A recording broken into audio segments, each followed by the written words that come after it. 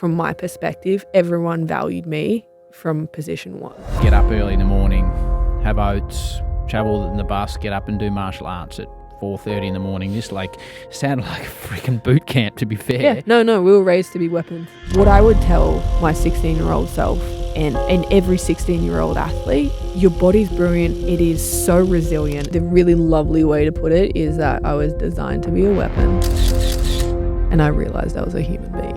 And all you were taught to do is just keep copping it on the chin, and that this is just what life is. By 18, I'd had enough. I was done. It's far greater for a human to care rather than not to care. So you're at the point of not caring about competition, but then you started to care. And how did that affect performance? Well, I won 2 world titles.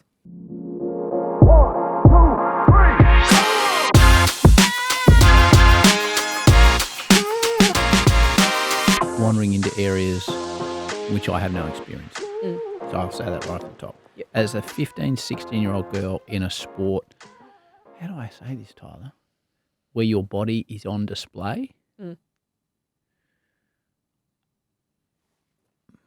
I don't know what the question is because I don't want to say something inappropriate. No. It's a really good topic because, I find it is, not many people talk about it, or people talk about it, but also people don't know how to talk about it. This is something that I think people don't know how to talk about, and talk about it in a way that's actually empowering to young women, especially young women. And so talk about it for all the young women out there that listen.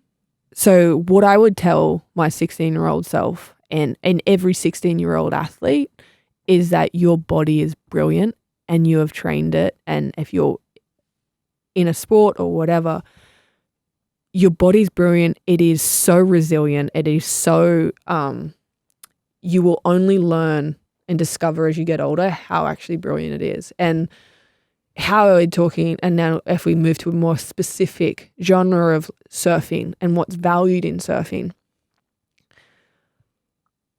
the stronger and more powerful you are, the bigger your legs, the bigger your quads, the bigger your butt, the more beneficial it actually is. The more powerful you are, the better, generally. And this is what I've found, and this is what was not explained to me. So at 16, you're interpreting a lot of information.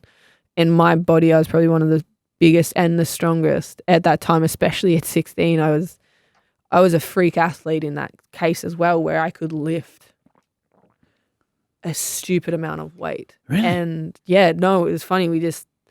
My trainer at the time is, again, really young, but he's just like, should we just keep going up until, in a safe capacity? But, I'd get numbers of like almost 200 kilos and 200 kilos of squatting. Squatting? Yeah. 200 kilos, so bars 20, 180. Oh, yeah. So that's 4 20s and a 5 on either side. Yeah. So holy, that's bend your bath top material. Yeah, no. So that's Olympic material. No, and he's like, did you want to look at this? I'm like, no, not at all. But this, I was probably 16, I was probably 18, 19 at that era. Yeah. And this developed you a strong body, big quads, big glutes. Big glutes. So my Power. body, I was powerful, and I've always been powerful. The only question is how do I control it? It's not appreciated. Even now, no one talks about the fact that the best in the world are probably, in the sense of size and power, 2 of the biggest. It's a great description. Yeah.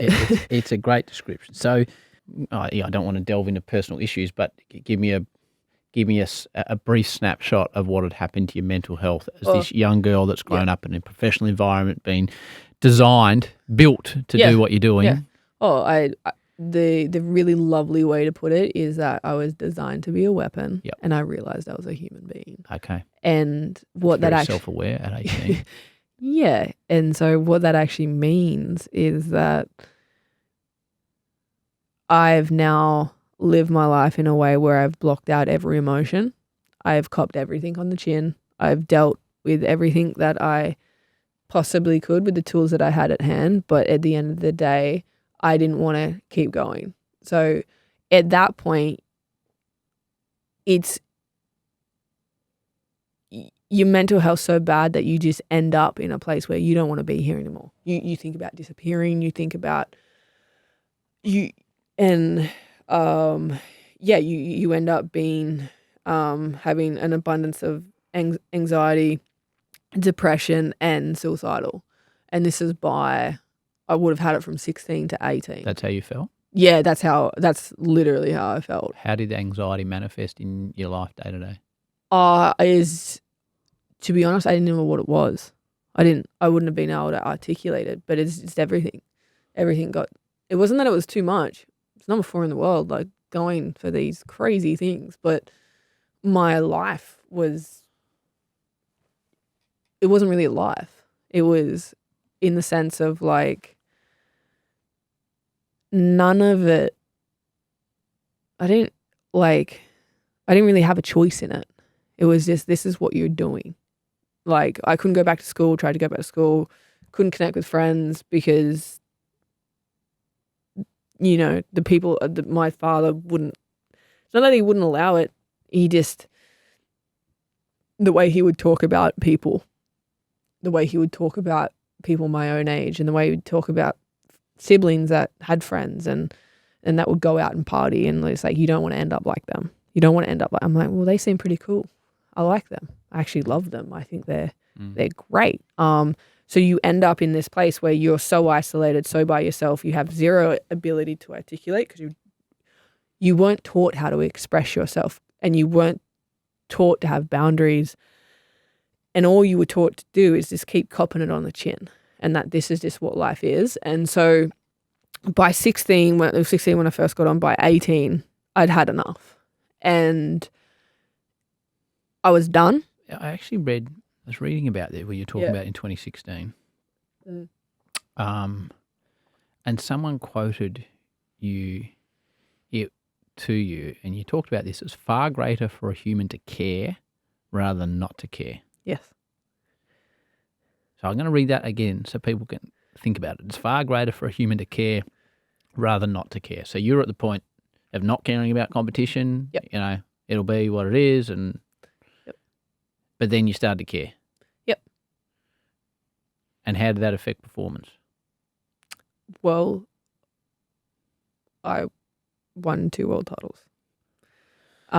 But I think I would like to. Not many people can answer that question with the statement, well, I won 2 world titles. But you did. I did, yes, I did. It's not the answer I was expecting, Tyler, but it's pretty succinct and to the point, to be fair. Yep. Well, I won 2 world titles. Well, and I do want to point out that it was the process of me really starting to care about me.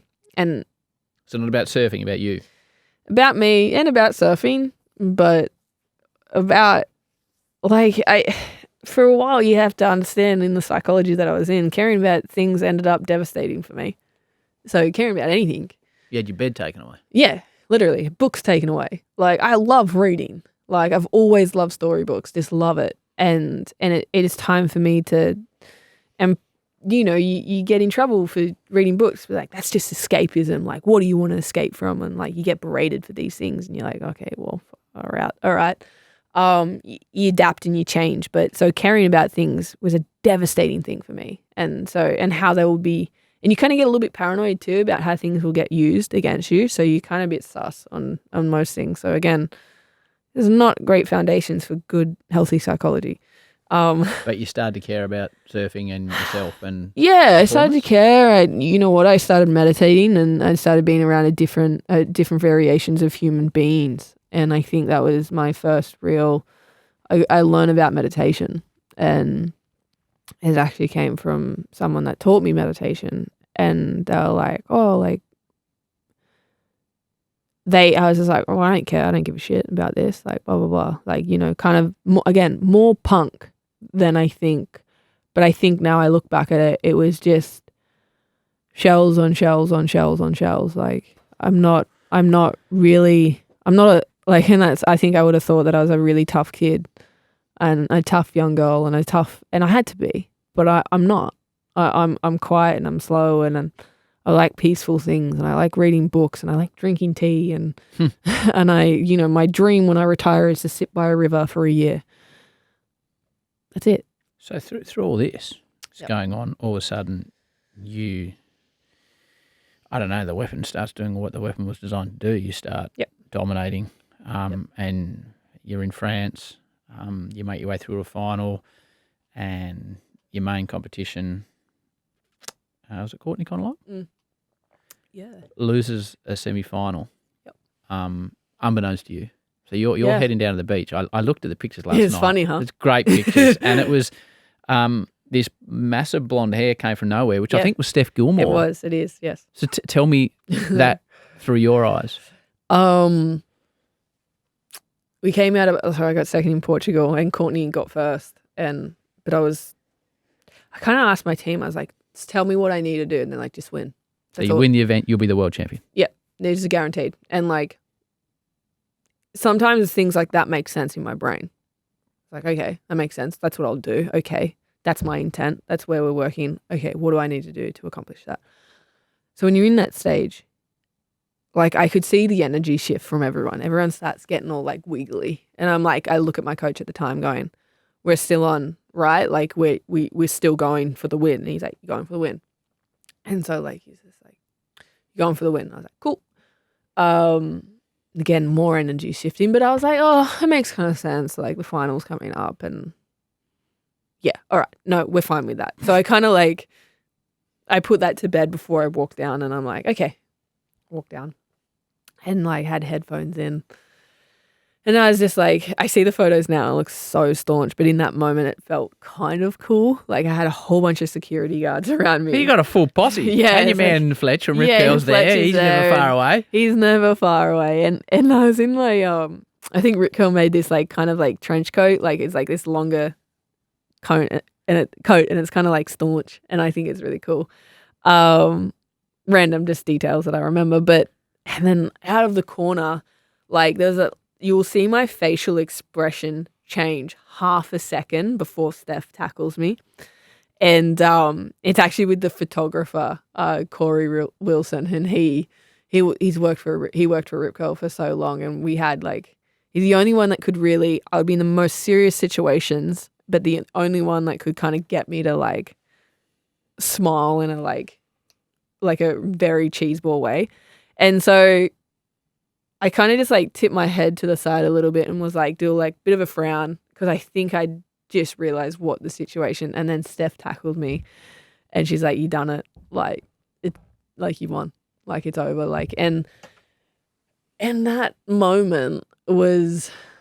I'm fascinated by what you're about to say more than anything you've spoke about. Like, I want to know what that moment was like for you after everything you've told me and the battles and what is that moment?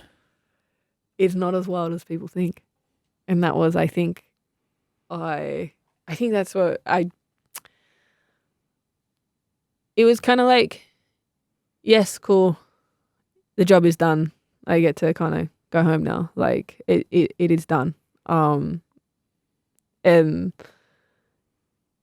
like, I think people expected me to be more emotional about it. Again, I think they felt like they were entitled to this massive show of emotion because I don't think I've never been like a super emotional person in front of. You look more shocked than anything else, to be honest. Looking at the vision. Yeah. That's from the externally.